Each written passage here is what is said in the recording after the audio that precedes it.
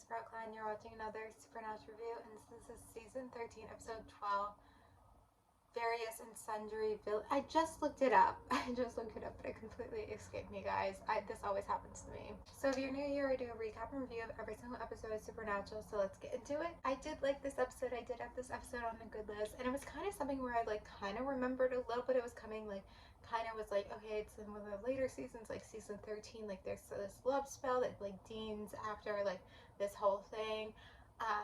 Kind of was feeling like it was coming up, but didn't fully remember it.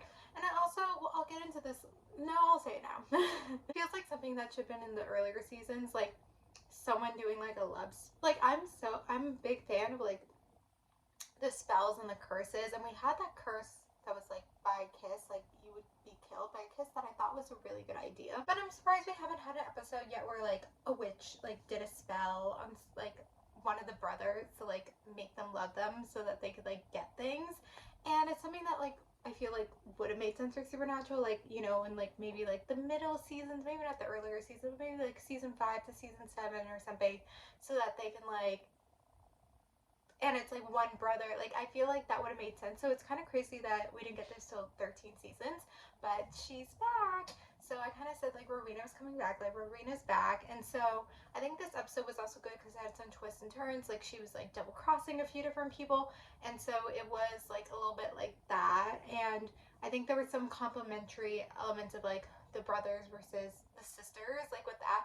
And I've been kind of critical of how Dean's been written lately. The things he's doing doesn't make sense for his character. But when he he's under a spell, it makes sense that he's doing things that's not really him. So that part was funny and that was good. And there was a lot of iconic lines from this episode too. I haven't seen Cass in a while. That's why I totally didn't know they were even locked up or whatever.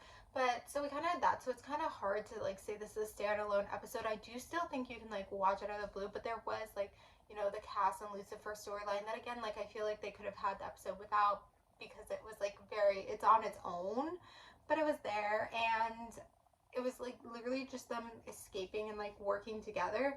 So I don't when these side storylines, storyline to be or whatever, there's not much that happens in them. It's the small thing, they were able to get out of the jail, but that is what happened. So I feel it was a good, funny, episodic episode. We see witches, we saw Rowena again, we haven't seen her for a while. They kind of left it, the pigeons outside my window, they kind of left it with this thing with Rowena where she's all powerful. So it's what's gonna happen to that, if that even matters. Not much else to say because it was a good episode, and I'm gonna end it here. So thank you guys for watching. Comment, subscribe, and